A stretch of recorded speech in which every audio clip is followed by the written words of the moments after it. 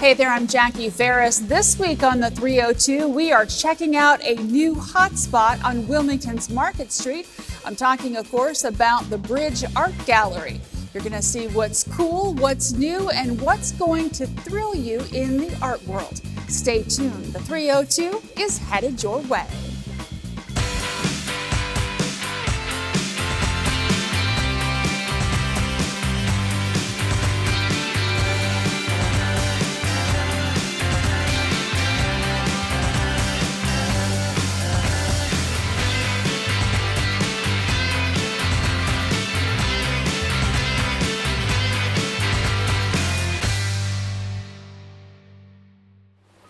We are on Market Street at the Bridge Gallery, and it just opened, and we wanted to come and check it out. It's one of the hottest new spots in Wilmington. I'm joined by one of the co-owners, Cheryl Mack. Cheryl, thank you so much for allowing us to come in. Absolutely. Welcome to Wilmington. So tell us a little bit about yourself, first of all, so we can get to know you.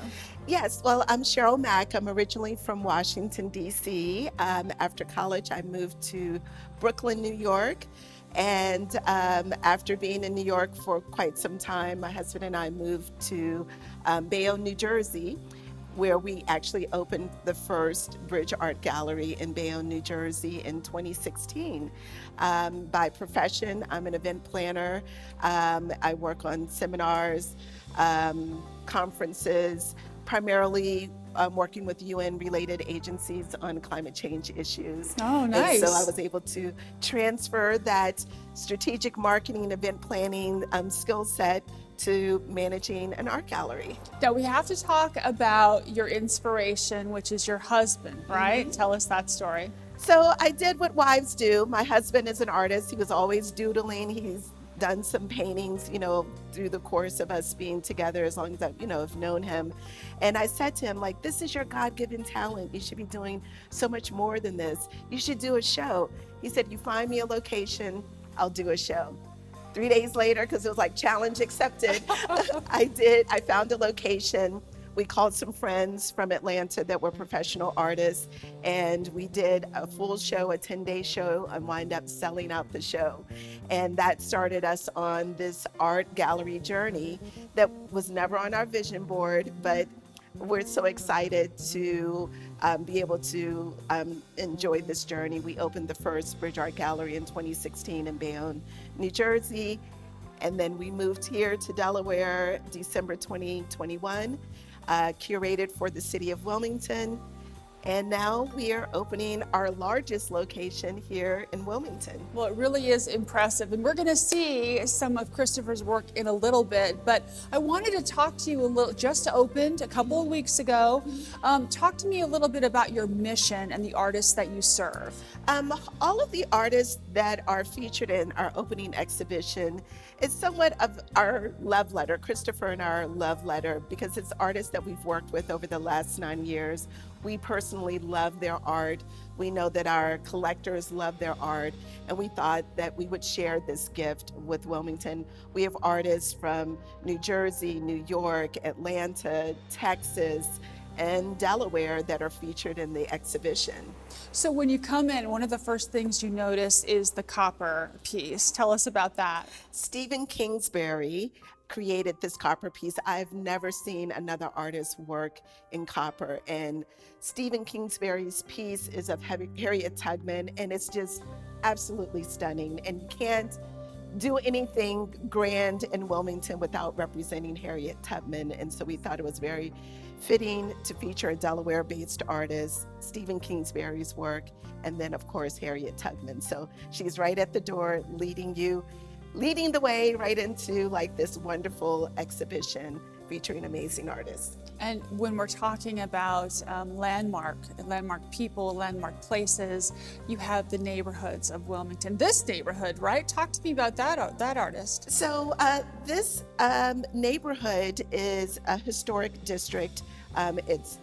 It's Lower Market Street, and so now it's very cool, so it has to have a cool name, so it's called LOMA, Lower Market Street in Wilmington. So we feature the work of Edward Loper Jr., who often painted his native city of Wilmington, Delaware. We met Mr. Loper in 2023, And I believe we were one of the last curators to feature him in an art exhibition that we did at the City of Wilmington's Reading Gallery. He was absolutely delightful. He passed away last November, but we did not want to do our opening exhibition without featuring his work because he was able to capture the beauty of Wilmington, Delaware. And not only does he capture what the buildings look like with all that color, but you get the vibe that, you're sitting, watching this group of people sitting on their front steps, kind of watching the world go by. So I don't know, it's kind of like you get to be the world going by this one painting that he has. It's really cool. It's very immersive. It draws you in. You want to look to see what are you seeing in the window. You experience the colors. And the one piece, which is West 2nd Street, you see a few people sitting on the front stoop. And during the summer and the spring, if you're riding down West 2nd Street, you still see that kind of neighbor interaction within the neighborhoods where people are actually just kind of sitting out enjoying the warm weather, rich in color that's evident in all of the buildings and architecture here in Wilmington. Absolutely. Now I have to ask you about the masks. These are really cool. So that's Troy Jones. He's an artist based in Jersey City. All of his paintings, one, he's a stunning and amazing painter, but all of his subject matter have masks. And he does masks because we often have to wear different masks, in life. We have our professional masks, we have the masks that we have with our family, but underneath we're still who we are, and we're just adjusting for that moment. So Troy in all of his work features masks on the subject matter. I really love this one. I don't know if it's like records or what it is behind the gentleman's head, but it kind of gets your imagination going. Well, that piece is called Universal Law by Maurice Evans, and has a really interesting background story. When the actor Will Smith released his biography, he contacted Black bookstores around the country and he asked the bookstores to identify your favorite local artists. And he commissioned the local artist that was identified by the bookstore to create a piece of art that reflected one of the chapters in his book. And I believe Maurice Evans' piece represents, I think, either chapter 5 or 6. I can't remember which one, but it's called Universal Law, and it's, dreams, aspirations. That's really amazing. So we want to go deeper into the gallery, so we'll be right back.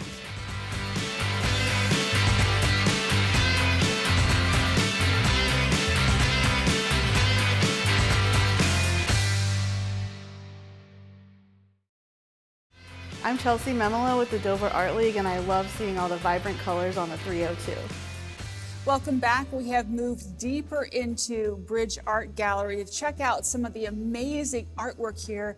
I mean, I am just blown away by the quality and the caliber of talent you have on your walls. It really is amazing. Oh, thank you. I mean, we are really blessed and fortunate to know so many creative artists that are a delight to work with, but also a delight just to look at their artwork.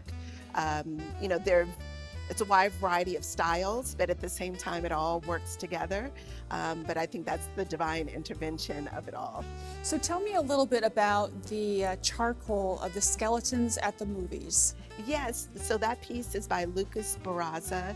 He's originally from Oak Cliffs, Texas. We met Lucas in Jersey City. That's a part of a larger series called Slow Down. It has about 12 pieces in it. Lucas is Mexican, so he infuses his Mexican heritage into the piece. It's called Chow Fu, and it's a homage to him going to the movie theaters with his parents and his family when he was younger.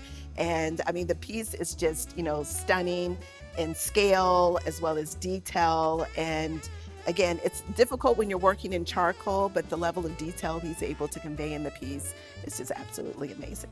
Now, right across from it is the effervescent Bob Marley. Tell me about that artist and how he put that together.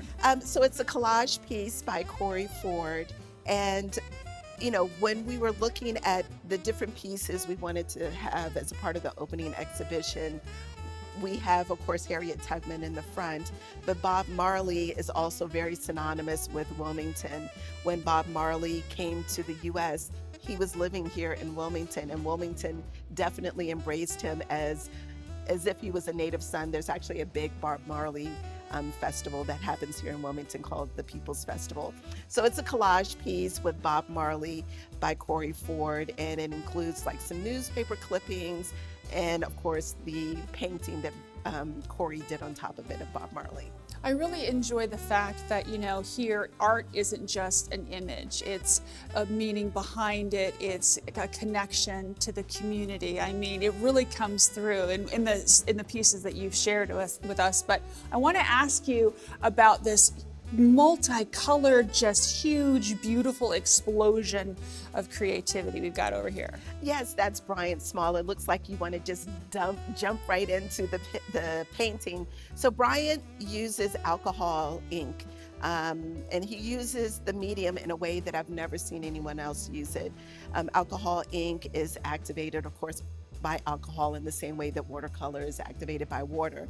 Alcohol ink has a much more vibrant color palette than watercolor, but alcohol ink is very difficult to control, and Brian has been able to master the medium and also be able to convey texture as a part of the piece. And he uses U-pill paper specifically in developing his artwork, and U-pill paper is actually recycled plastic paper. Wow, that's amazing. And you talk about control. It's hard to control. It looks like he has done a perfect job because you get an idea that they're like jewels, or, you know, there's like a fabric, and it just really, and the colors, wow. Well, the piece is called Manifest, and that's what he's been able to do, like conjure up all of his creative juices into one painting so that, you know, it's like this vibrant explosion of color and texture. So there is an abstract on the far wall, and when I looked at it initially, I thought it was a city, but it's an abstract. So I guess the joy of abstract is that it can be anything. It can be anything for the artist. It can be anything for the viewer. And that's another way that, you know, art is very subjective, and it's a way that, you know, the viewer can experience the work. The artist is Cortez, and he calls himself the esoteric abstract artist. And you can see that in his work. Cortez was gifted a big stack of 1970s magazines, and so you can see some of that in his mixed media piece. But what's interesting about this particular piece is that it started out as another painting. And oftentimes artists, you know, they're constantly a perfectionist. They're trying to improve. And so he started tinkering with the piece, and then suddenly it just started evolving into another piece of art. And you can see the abstract nature in the mixed media piece when you're looking at it in detail. And what I love about that piece is that you have, you know, different levels of experience. You're 6 feet away, you see one thing, you step a couple of steps closer, you're like, oh, I didn't see that. And then when you get right up on it, you see so many other different layers. And if you want to take it home, then you can experience all of those layers in your own home. And I could be like 2 feet, 6 feet, 2 feet, 6 feet. So on the very end of this row are 2 paintings by the same artist, but they're different in style, but they all have one thing in common, and that is the circle. Yes, that is Anthony Boone, who is a phenomenal abstract artist. And when you see Anthony's work, you'll always see kind of his symbol of a circle in some shape, form, or fashion. Anthony is always inspired by the environment that he's in or something that he's experienced. One particular piece here is called Infinite. Oftentimes you see the galaxy and the infinite possibilities that exist, you know, in our world and beyond.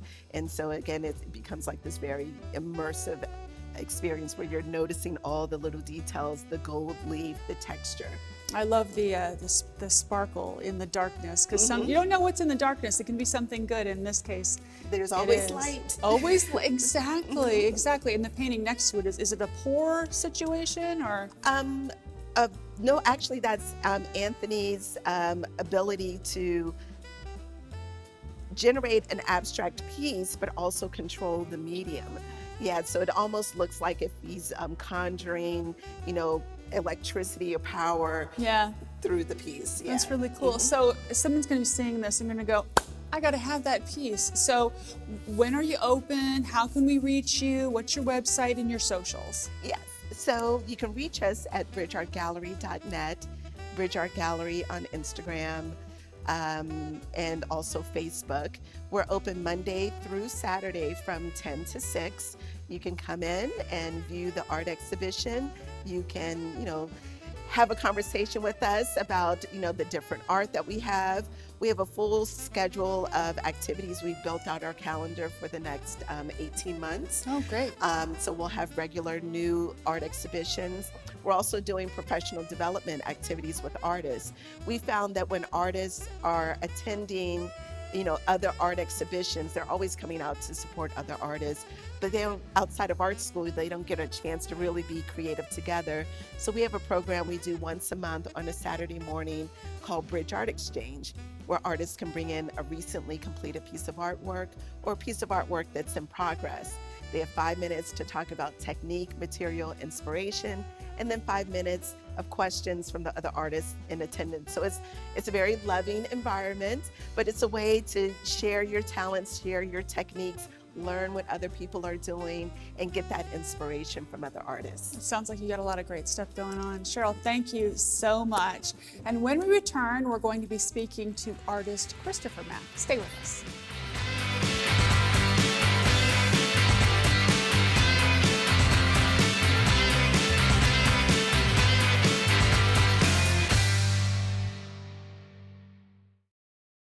Hi, I'm Marilyn Feldman. I'm a pastel artist, and art on 302 is really great. Welcome back. We are in Bridge Art Gallery talking to one of the co-owners and one of the artists, Christopher Mack. Christopher, thank you so much for joining us and allowing us into your space. It's amazing. Well, thanks for coming. So talk to me a little bit now. You're an artist, and basically you are the whole reason this thing started, this gallery business, and thank goodness. So tell me about your inspiration. Wow, my inspiration comes from really this life, because it comes from all over. So sometimes I'll see other artists' work, and then sometimes I'll see an idea from their work and I pick that up. Or if I'm having an experience someplace where we may travel, I may use that as an inspiration. But this particular piece, it was like history more or less than anything else. So obviously we had the election last November, and I was thinking, wow, maybe we should talk about some of the people who were involved in politics, more or less, around it, and those of color. So me being from Brooklyn, I had to pick Shirley Chisholm, because she ran for presidency back in the 60s, and her name has been synonymous in the Brooklyn culture over the years. So I definitely had to use her as one of the beacons for this particular piece. And John Lewis too. John Lewis, obviously everybody knows John Lewis. He's from the 60s, and he's taken a long road of politics. So him being a part of the actual had to be a part of it. So I dug a little deeper, did some more research, and then, not highly familiar, but became familiar with Fannie Lou Hamer, who was a big advocate in politics back, it was probably in the 50s and early 60s. So yeah, so now I want to kind of represent them all. Obviously in this particular, set of pieces, I didn't get everybody, but I got a few that I thought were kind of like icons in the history. And to get people to think about elections and why we have elections and things like that. Yes, at the same time, like obviously African Americans didn't always have the opportunity to vote. A lot of them had to fight to vote. So, I took a couple of their quotes, did some research, took a couple of their quotes and popped their quotes in there so you can kind of think about that. So that was the whole inspiration for these pieces here. Now, these are digital, but do you paint these and then kind of put them together digitally, or is this all a digital creation? No, this is all a digital creation. 2020, I picked up digital and I started playing around with that. So it's been a while since I've drawn human beings per se, because I draw more comic book characters. So I decided to do some humans and kind of do some portraits. I used to do portraits years ago. So to do them digitally was kind of like refreshing for me, because I haven't been doing as many portraits. So this was a new exercise for me. So it was good to I kind of kept it simple. I didn't want to get all into the colors and everything. I wanted the colors to be the background. I just wanted to kind of keep them black and white and simple. So you were saying that this is something relatively new to you. So I guess as an artist, it's good to like keep growing and kind of discovering new mediums, right? Yes, actually, this was really fun for me because doing this on an iPad, drawing them digitally, I get all the color palettes. I can use different styles of brushes within the actual medium. So I can kind of like pick a charcoal, I could pick a watercolor, I could pick an acrylic blush. So they have all kinds of brush styles within here. And then you kind of like play around. This was more charcoal and smudging kind of like deal because I've also worked with pastels and charcoals in the past. So it was kind of a fun way to kind of like utilize this particular medium, digital medium, and kind of like come out with something nice that I felt was able to portray. So it's nice. Definitely, definitely. So what's inspiring you now? Are you thinking about your next thing? Are you I going to am. You know who I'm going to draw? I'm going to draw my wife. Oh, you are? That's a good subject Yes, because I'm matter. trying to figure out ways to kind of like, so we spoke about this before, and so I said, my wife is going to be my new muse. I'm going to kind of like take some pictures and kind of like maybe do some things like this. So we'll see what happens. We're looking forward to it. Christopher, thank you so much for sharing your art with us and the gallery. Much success to you and your wife. Thank you. Thank you for having me. We'll be right back.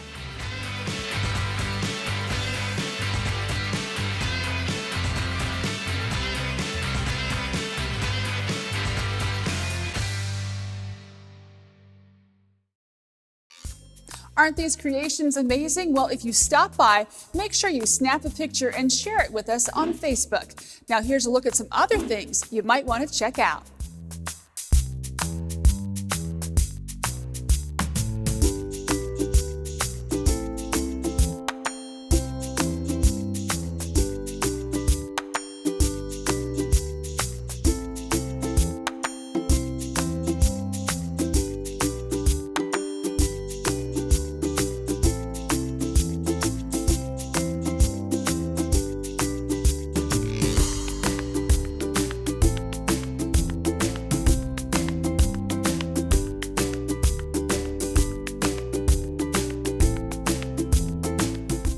For more information on any of these pieces, you can check out bridgeartgallery.net. That'll do it for this week's episode of the 302. Make sure you follow us on Facebook for some behind-the-scenes content you're just not going to get anywhere else. We're going to leave you now with a beauty shot of downtown Market Street in Wilmington. Until next time, I'm Jackie Ferris. Tell them you saw it on the 302.